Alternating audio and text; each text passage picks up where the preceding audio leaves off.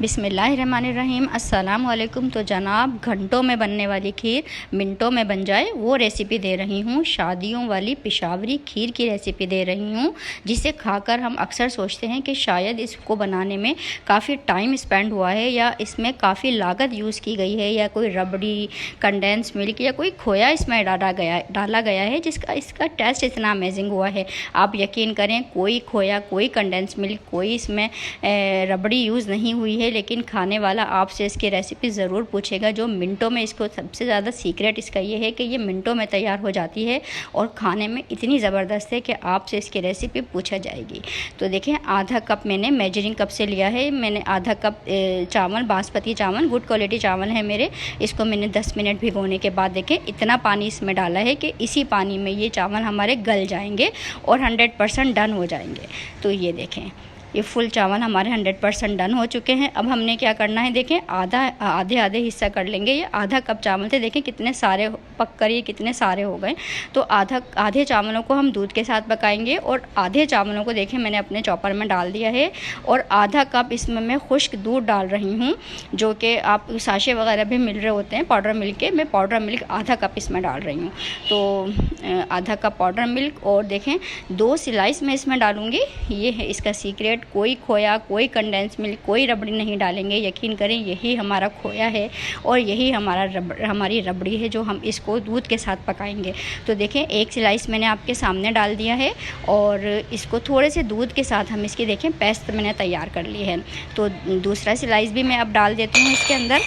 तो ये दूसरा स्लाइस भी मैंने 1 स्लाइस आपके सामने डाला था और ये दूसरा स्लाइस भी मैं इसमें डालकर इसको थोड़े से दूध के साथ देखें ये कितना अच्छा इसका टेक्सचर हो गया है। इसको हम दूध के साथ पकाएंगे, तो कोई इसमें रबड़ी, कंडेंस मिल्क या कोई खोया हम नहीं डालेंगे। यकीन करें, यही हमारी रबड़ी है। इतना दानेदार सा ये टेक्सचर हमारा जो ज़बरदस्त सा तैयार हुआ है, इसको हम तैयार करेंगे अपने दूध के साथ। तो यहाँ पर देखें, बाकी के जो आधे चावल बचाए थे, हम इसको 1.5 लीटर दूध के साथ पकाएंगे। वही 1.5 लीटर दूध जो आम शॉप पर फुल फैट मिल्क मैंने लिया है। तो इसके साथ हम इसको अपने जो बाकी के आधे चावल थे हम इसको कुक करेंगे।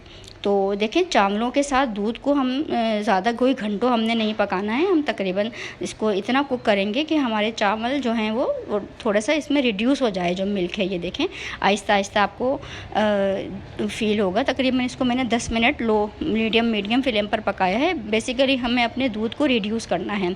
तो सारा प्रोसेस ही यही है, कोई इसमें घंटों नहीं लगने हैं। जल्दी ही थोड़ा सा दूध रिड्यूस हुआ है। अब हमने देखें 6 से 8 मैंने छोटी इलायचियों के बीज खोल के इसमें डाल दिए हैं और वही अपना ज़बरदस्त सा मिक्सचर हम इस स्टेज पे डालेंगे, ताकि अब हम इस मिक्सचर के साथ अपने दूध को पकाएंगे।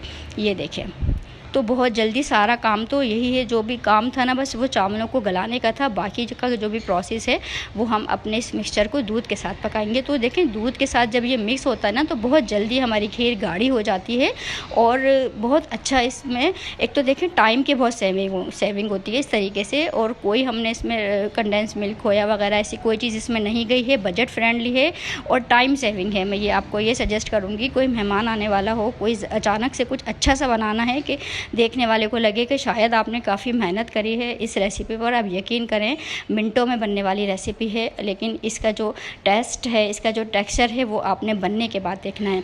तो देखिए, लम्स फ्री हम इसको कर लेंगे इस तरीके से। मैंने थोड़े से पानी के साथ ये जो स्लाइस हमने इसमें डाले हैं और जो आधा कप चावलों के साथ और हमने जो इसकी पेस्ट बना के डाली है उसके साथ अब ये मिक्सचर के साथ कुक होगी। ये देखें इसका टेक्सचर, बस हमने इसको रिड्यूस करना है और हम मिक्सचर डालने के बाद ना ये काफ़ी अच्छा सा रिड्यूस हो जाता है। इतना टाइम नहीं लगता है। तकरीबन आपको 10 से 12 मिनट में ये मीडियम फ्लेम पर आप इसको रिड्यूस कर लें। ये देखें, इसका टेक्सचर आपको थोड़ा वक्तन फ़वक्तन आपको फ़ील होगा कि ये काफ़ी गाढ़ी हो गई है और इतनी जल्दी ये गाढ़ी हो जाती है कि आपको कोई घंटों इसको पकाना नहीं है। और इसका एक सीक्रेट मैं आपको दूंगी, जो हलवाइयों का सीक्रेट है, वो ज़रूर आपने देखना है कि इतना अमेजिंग कलर इसमें कैसे आता है। तो ये देखें, ये इतनी कंसिस्टेंसी इसकी आपने कर लेनी है। काफ़ी जो हमारे चावल वगैरह हैं सब अच्छे से डन हो गए हैं, हमारा मिक्सचर अच्छे से कुक हो चुका है। अब यहाँ पर आपने क्या करना है, कैरामलाइज़ करेंगे हम शुगर को। 1 कप मैंने चीनी ली है और अब देखें खाली पैन में मैंने इसको डाल दिया है। नीचे बिल्कुल स्लो आँच मैंने कर दी है। 2 टेबल स्पून मैंने इसमें पानी डाल दिया है। तो देखें हल्का सा बस मिक्स करेंगे और इसको हम छोड़ देंगे। ये देखें चलाना वगैरह आपने उस स्टेज पे नहीं है, स्लो फ्लेम पे ये खुद ही डिज़ोल्व होने शुरू हो जाती है और कैरामलाइज़ होने शुरू हो जाती है हमारी शुगर। तो देखें जब ये कैरामलाइज़ होने लगे उस स्टेज पे आपने हल्के हल्के इसको इंतज़ार करना है कि इसके तमाम पार्टिकल्स डिज़ोल्व हो जाएं। ये देखें इसके बाद ये जब तमाम देखें टॉफ़ी की तरह हो जाती है, बिल्कुल हार्ड हो जाती है, आपने थोड़ा सा पानी डाल के इसकी कंसिस्टेंसी को बैलेंस कर लेना है। जितनी भी ये हार्ड हुई है वो सब नॉर्मल हो जाती है पानी डालने के बाद। ये देखें इसकी कंसिस्टेंसी मैंने बिल्कुल एक्यूरेट कर ली है। खुद ही जो शुगर हार्ड हुई थी वो खुद ही पिघल भी जाती है और बिल्कुल वाटरी सी इसकी कंसिस्टेंसी हो जाती है। ये देखें कितना अच्छा सा कलर आ गया है।